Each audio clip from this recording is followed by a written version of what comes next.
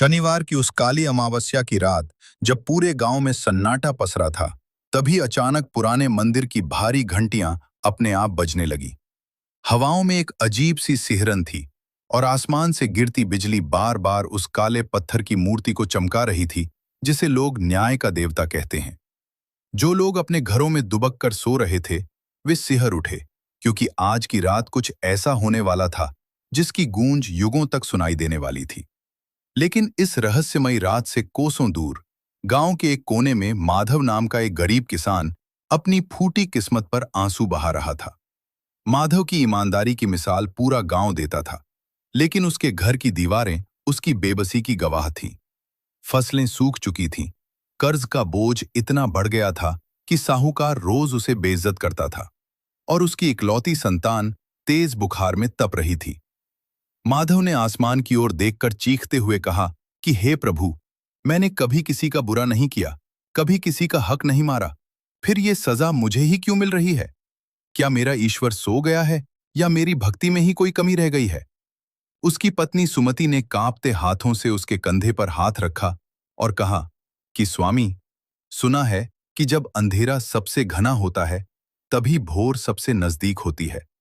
शायद हमारे पूर्व जन्मों का कोई हिसाब बाकी है, जिसे हमें इस जन्म में चुकाना ही होगा। अगले दिन जब माधव हताशा में गांव के चौराहे से गुजर रहा था, तभी उसकी नजर एक ऊंचे कद के सन्यासी पर पड़ी। उस सन्यासी के शरीर पर भस्म लगी थी और उनकी आंखों में ऐसी चमक थी जैसे साक्षात सूर्य धरती पर उतर आया हो। जैसे ही माधव पास से गुजरा, उस सन्यासी की गूंजती हुई आवाज ने उसे रोक लिया।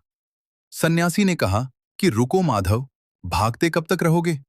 कर्मों की छाया से तो देवता भी नहीं बच सके, फिर तुम तो एक साधारण इंसान हो। माधव चौंक गया कि यह अनजान महात्मा उसका नाम कैसे जानते हैं। उसने चरणों में गिरकर पूछा कि महाराज, क्या मेरे दुखों का कोई अंत है?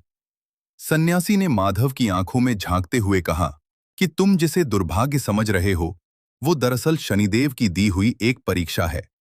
वे तुम्हें दंड नहीं दे रहे, बल्कि तुम्हारी आत्मा को तपाकर कुंदन बना रहे हैं। यदि तुम शनिदेव के उस गुप्त शनिवार व्रत का पालन करो, जो बड़े बड़े राजाओं की सोई किस्मत जगा देता है, तो तुम्हारे सारे कष्ट कपूर की तरह उड़ जाएंगे। माधव ने हाथ जोड़कर विधि पूछी, तो महात्मा ने बताया कि पुत्र, शनिवार का व्रत केवल भूखा रहना नहीं, बल्कि संपूर्ण समर्पण है। ब्रह्म मुहूर्त में उठकर काले तिल मिले जल से स्नान करना, फिर उस पीपल के वृक्ष के पास जाना जहां शनिदेव का वास है। वहां 7 बार कच्चे सूत का धागा लपेटकर उनकी परिक्रमा करना, और सूर्यास्त के समय सरसों के तेल का एक दीपक जलाना जिसका मुख पश्चिम दिशा की ओर हो। काले तिल, काला कपड़ा और लोहे का दान किसी जरूरतमंद को करना, और मन ही मन ओम शं शनैश्चराय नमः का जाप करना। लेकिन याद रखना माधव, शनिदेव तुम्हारी परीक्षा जरूर लेंगे। माधव ने पूरी श्रद्धा से व्रत शुरू किया। पहले शनिवार उसे रास्ते में एक घायल कुत्ता मिला, जिसकी सेवा में उसने अपना पूरा समय लगा दिया। दूसरे शनिवार उसे झाड़ियों में सोने के सिक्कों से भरी एक पोटली मिली, लेकिन माधव ने उसे हाथ तक नहीं लगाया, क्योंकि वह उसकी मेहनत की कमाई नहीं थी। उसे लगा कि वह अपनी परीक्षा में सफल हो रहा है, लेकिन उसे क्या पता था कि अगले ही पल स्वयं शनिदेव उसकी सबसे कठिन परीक्षा लेने वाले हैं। तीसरे शनिवार की आधी रात जब भयानक तूफान चल रहा था और माधव अपने अंतिम बचे हुए तेल से दीपक जलाने की तैयारी कर रहा था, तभी उसके दरवाजे पर एक जोरदार दस्तक हुई। दरवाजे पर एक भयानक कुष्ठ रोगी खड़ा था, जिसके शरीर से दुर्गंध आ रही थी। उस रोगी ने कांपती आवाज में कहा कि माधव, मैं कई दिनों से भूखा हूं और बहुत प्यासा हूं। क्या तुम अपनी पूजा का सामान और यह तेल मुझे दे दोगे?